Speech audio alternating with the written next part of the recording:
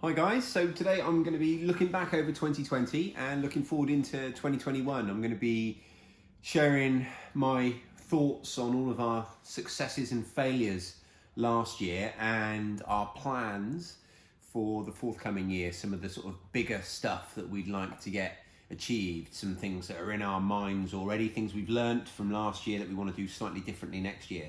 So our first failure this year was a sort of a slow death, if you like. It was a long failure that went on for a little while, and I spoke about it with you guys at the time, and that was our spring crops, our early crops in the spring and early summer.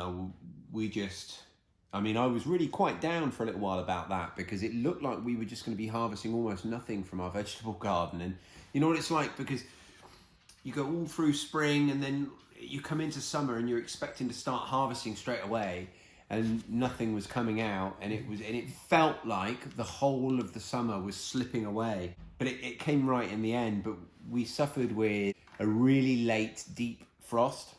I know lots of you did in the UK.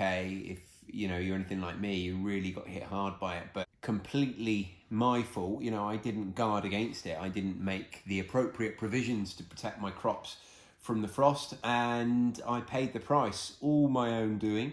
And certainly learnt a lesson from that. But it meant that right through April, May, June, we were pulling almost nothing out of the garden, and it was really upsetting. And I was really concerned because, as you know, I grow for glut. So everything I grow, even the early crops, we grow more than we're going to eat at that time. So I was missing out not only on those fresh produce at the time, but I was missing out on starting to build up our winter stores. As it happens, I've got two columns here. I've got failures there and successes there.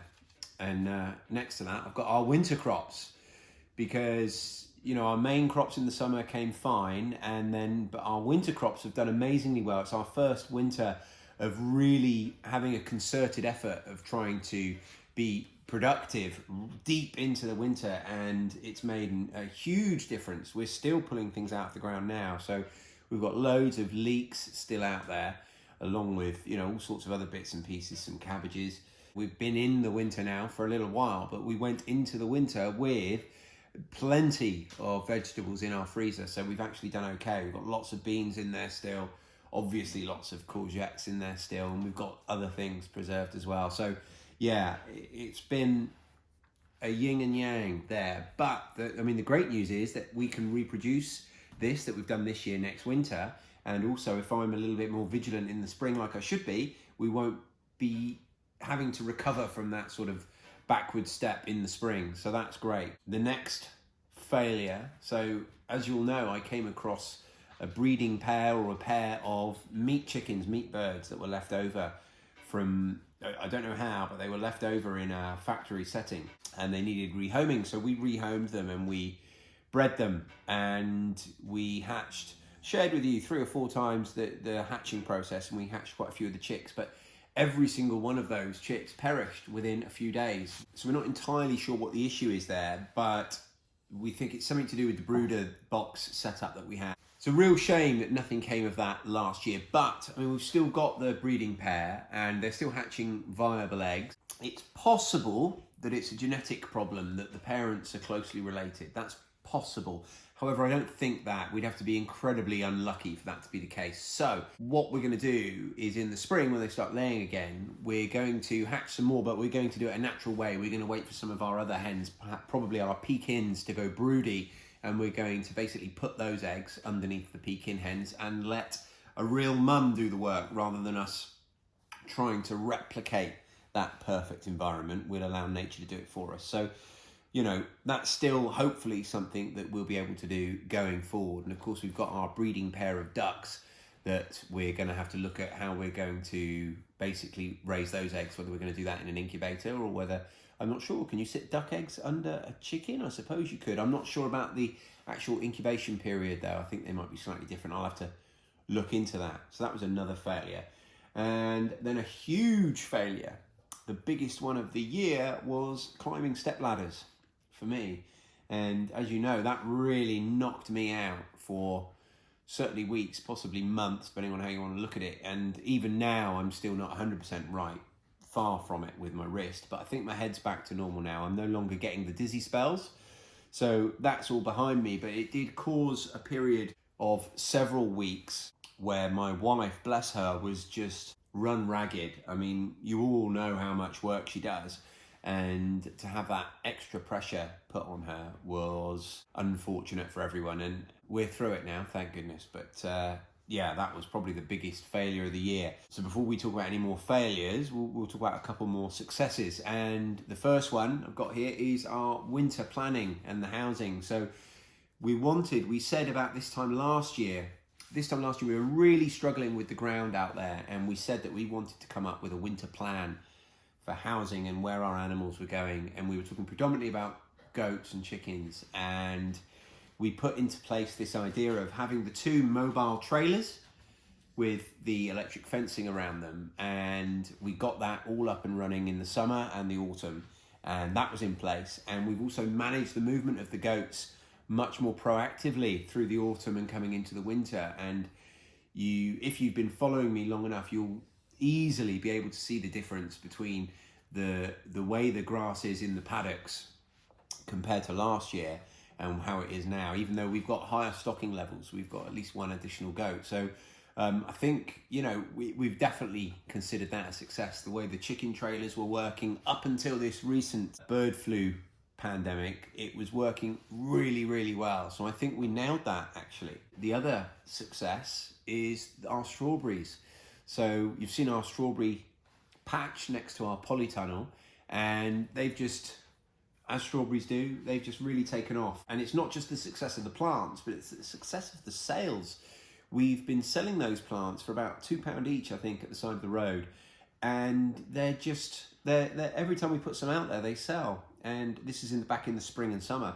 So we'll be doing the same again this year, and we must have over 100 plants, probably 200 or 300 plants that we'll be able to sell and that we need to get rid of. We need to thin that area out. So it's a lovely thing. It's really permaculture-y when you think that the actual process of thinning is not going to waste. That's going over there on its own, perfectly happily, independently, with no extra work. It's going to produce an income. So that's great. So the next thing on my list, it crosses the line. It's a success and a failure, and that's my bees.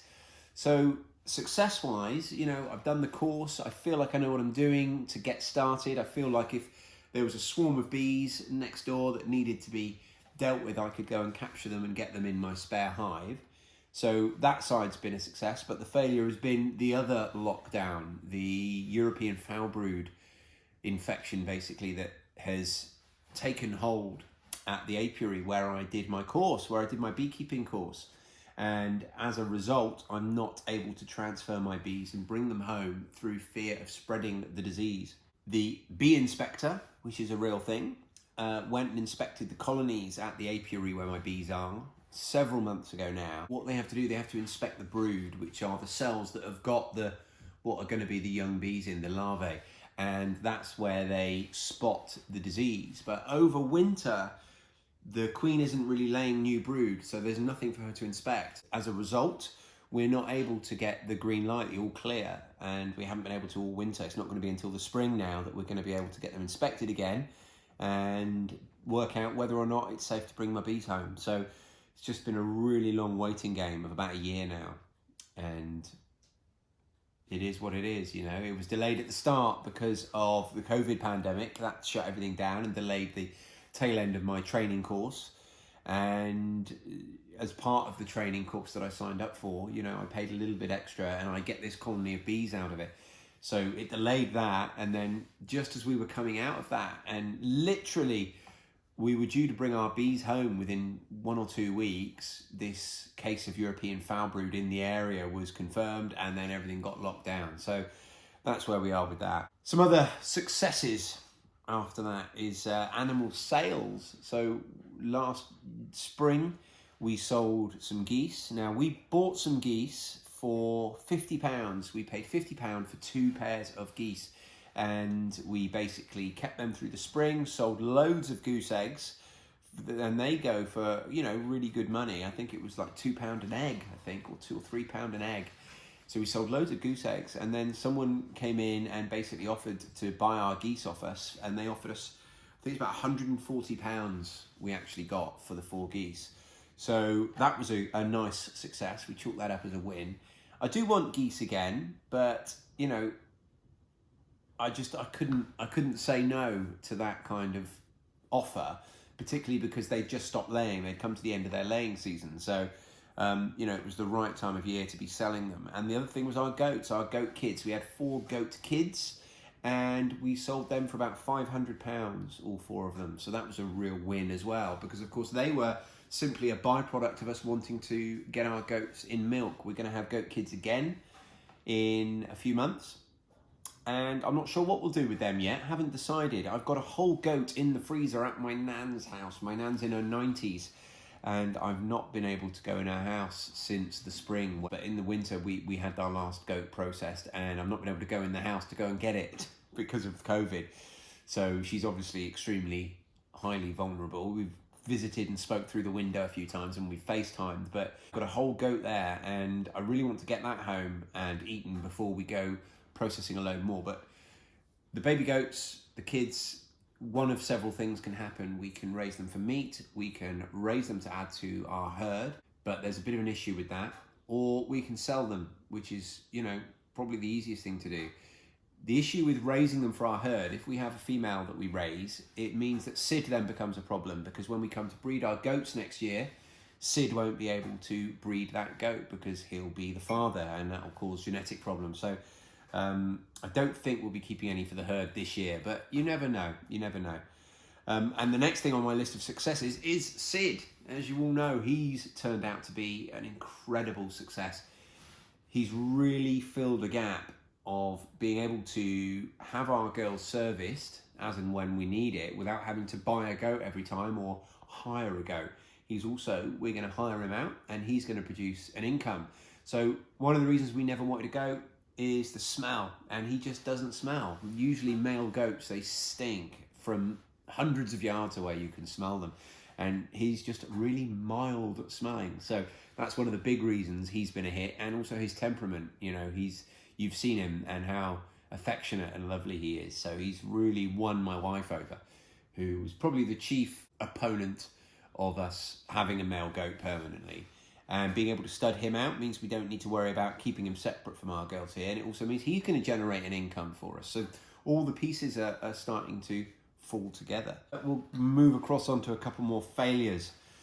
And sticking with goats, we had Fern, who was going to be the goat that we carried on milking through the winter while the 2 Toggenburgs were pregnant. We had her get an udder infection, which means we've been milkless for the last 4 months or so. Maybe not that long. No, can't be that long. 2 or 3 months.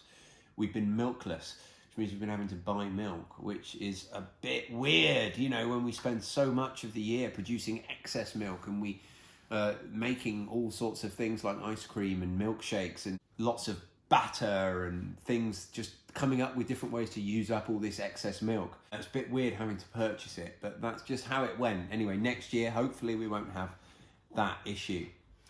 Another big failure, and it's not really a failure this year, it's more of a failure that's been ongoing, is my ponds. So I don't think I've touched them this year, and that's why it makes my failures list, because it's something that has been a big part of what I want to get done, and another year has passed and I've not made any progress on it. And I was hoping I might be able to do something this autumn, but of course with my injury, that was one of the things that just didn't proceed. So definitely want to get that done. The next thing, and again, this crosses the line between success and failures, and it's a shame we don't really have any video of this. I didn't make a video of this, but I wish I had, and that is sheep shearing. So Rhubarb, our sheep, we sheared her this year, and it was the first time I'd ever tried shearing a sheep. And I didn't want to go and buy a really expensive electrical shearer, so we used a really old-fashioned way, the old clippers, where it's just a bar like that with 2 blades and you pull them together. And someone I know who used to keep sheep had one that they didn't want anymore, and they gave it to me, so it was free. Fantastic. So I made a start with that, and it was going really well, and I got about 1/8 of a sheep done, and they broke. They just wouldn't cut anymore, and it wasn't because they were blunt. I don't know why it was. So we had to get a big pair of kitchen scissors. I started doing it with that, and they worked incredibly well, far better than you would expect. but it was just too much for them, and they gave up after half a sheep. So we literally, you could draw a line down the middle of rhubarb, and one half of her was sheared and the other half wasn't. And we'd run out of implements at this point. But that only took maybe a couple of hours to get that. Say only, I mean, a professional shearer is going to do it in seconds. Luckily, a few days later, my father-in-law came up with an electrical shearer that he could borrow. He works on a large estate, and he just spoke to the shepherd there and borrowed a really good pair of electrical shearers, and it took maybe 15 minutes to finish the sheep, but it meant that for 3 or 4 days she was walking around with half a coat of winter coat and half a coat of summer coat, and it was quite hilarious. Yeah, so that's a success and a failure. It was a failure at the time, but looking back, I mean, it's a success because we've got these shearers now we can use once a year quite happily, and we've got the experience of doing it. There's absolutely no trepidation now about attacking it next year. It'll be quite simple. I'm going to finish up with a couple of other failures, and then we'll go back to a few successes that I've got to share. So last couple of failures were really about things that I like to do every year that I didn't get to do much of this year, and that is mushroom foraging. I didn't get out nearly as much as I would have liked during the peak mushroom season, because that was also peak injury season for me. That was when I was suffering with my worst concussion and the worst wrist problems. I've got enough dried mushrooms that we'll get through, that's no problem. The other thing I didn't do any of this year is fishing. We don't have any mackerel in the freezer. Normally I'd like to catch 50 mackerel a year, something like that, because that's going to go in the freezer and that'll do 10 dinners. I haven't caught any this year. We go down to the beach and beach cast for mackerel, and I might also do another, few fishing trips here and there. We might catch some trout, we might catch some whiting. So I've got lots of options available to me here, but I haven't had a chance to go out and do any. So that's been a bit of a failure this year. Back to successes, and I want to talk to you about citrus. So I'm going to grab a couple of plants. So these are probably 18 months ago I bought these, and I bought them in a discount supermarket like a Lidl or somewhere like that, and they were on display for almost nothing, like £1.80 each or something. And they were tiny little plants, probably about that high, one little stalk. And we've got them through, this is their second winter, and they're just going great. Now, I bought 3 plants. I bought an orange, a lemon, and a lime. 2 of them have survived and are doing amazing. I'm not sure which 2 they are, unfortunately. But this one, and bear in mind it's December, has got, I'm not sure how healthy this is, but it's started to get some blossoms. Now, where we keep them is fairly near our fire, so they're going to be quite warm, so they probably think it's spring, I don't know. But we've been managing them by putting them outside in a polytunnel under cover, bringing them inside in the winter, and just seeing them really happy and healthy. I'm thrilled, because I never ever thought that I'd be able to do this. So hopefully we're going to get some actually homegrown citrus fruits, which is incredible. It's brilliant. I'm super happy with that. Next up is our asparagus bed, another success. So that's something that has been in the ground here for 2.5 years now. Will have been in the ground for 3 years this spring. So next year we're going to be harvesting it fully. But just looking at how well it came on this year and how many spears each plant pushed up, I know that we are doing the right thing and that everything's going great, and we're going to have an amazing asparagus crop this year. I'm really thrilled about that. I love asparagus, and the idea of growing asparagus, because it's something that you put in and you don't harvest for 3 or 4 years, and then you harvest every year for decades, that really excites me. You know how much I love perennials. So next up, and these are all successes now, the pig butchering. Now, I'm on a high about that still. That just went really, really well. We've got an immense amount of meat in our fridge and freezer, and I've done it all myself. That's why I'm so proud of that whole process, the way we source the food for the animals, the way we slaughtered and butchered it, and the way that everything is now done. And I'm making prosciutto ham, and I'm making regular ham, and I'm making bacon, and we've got sausage meat, and I've done it all myself, is a huge win. So that's definitely going down as a success. And then the last thing in my success list is just a few things about how we've preserved. So we've done a few things for the first time this year. We've preserved pears in syrup. That's gone really well. We've saved some of our rhubarb from the spring and early summer. We've saved that in the freezer, and we've had rhubarb crumble in autumn. And we've got loads and loads of dried apple, which my kids absolutely love. And we've got tons of that now on our shelves, ready to be eaten right through until the summer. So those are all little wins as well. So overall, looking back, you know, it's been a great year. And how I really assess a year is if I draw a line under it, you know, and compare it to where we were the year before, how much progress have we made? And I have to say we've made a lot, and I'm super, super thrilled. And a lot of the progress has been through learning. You know, I feel like I know so much more. I've learned so much this year. So that's a great win as well. So that's where we are. That's 2020. And then looking forward into 2021, I've got a list of some of our goals that we're hoping to achieve in 2021. There are two biggish, like, project type goals, and they are the ponds and a smoker. So I definitely want those, and you please hold me to account this year. I want those ponds up and running by the end of the year. I want all three of them properly lined. I've got plans for how I'm going to do it, and I want to get them up and running.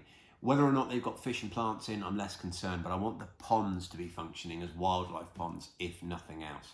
So the ponds and a smoker. I want to build a little small smoker that we can use outside and use our own firewood. We've got plenty of apple trees, so we've got perfect wood to use as the smoking wood, and to be able to smoke meat outside and smoke fish and things like that. So I want to be able to do that.